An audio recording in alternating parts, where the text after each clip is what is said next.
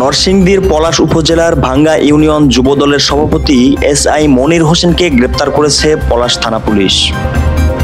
সম্প্রতি confidence cement ফ্যাক্টরিতে সংঘটিত ডাকাতি ও লুটপাটের ঘটনায় দায়ের করা একটি মামলায় প্রধান আসামি হিসেবে তাকে শুক্রবার রাতে নরসিংদী শহরের একটি ভাড়া বাসা থেকে গ্রেপ্তার করা হয়।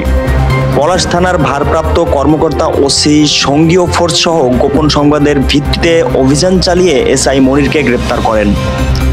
দীর্ঘদিন ধরে তিনি আত্মগোপনে ছিলেন বলে জানিয়েছেন পুলিশ।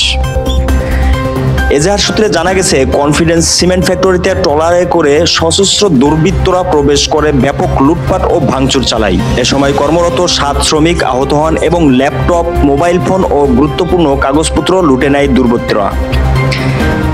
তদন্তে উঠে আসে, এ ঘটনায় এসআই মনির সরাসরি নেতৃত্ব দিয়েছেন এবং হামলার পিছনে তার পরিকল্পনা ও মদত রয়েছে। এছাড়াও এসআই মনিরের বিরুদ্ধে পূর্বে ওয়ারেন্টভুক্ত আরও একটি মামলা রয়েছে। স্থানীয় বাসিন্দাদের দাবি, তিনি দীর্ঘদিন ধরে এলাকায় মাদক ব্যবসা, চাঁদাবাজি, জমি দখল ও সন্ত্রাসী কর্মকাণ্ডে লিপ্ত ছিলেন।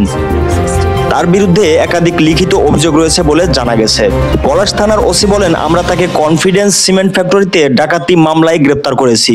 তাকে জিজ্ঞাসাবাদ করার জন্য একটি মামলার তদন্ত চলমান রয়েছে। একসময় রাজনীতির মাধ্যমে পরিচিত হয়ে ওঠা এসআই মনিরের গ্রেপ্তার কেন্দ্র করে এলাকায় মিশ্র প্রতিক্রিয়া দেখা দিয়েছে। অনেকে গ্রেপ্তারকে আইন শৃঙ্খলা রক্ষা বাহিনীর সফলতা হিসেবে দেখছেন।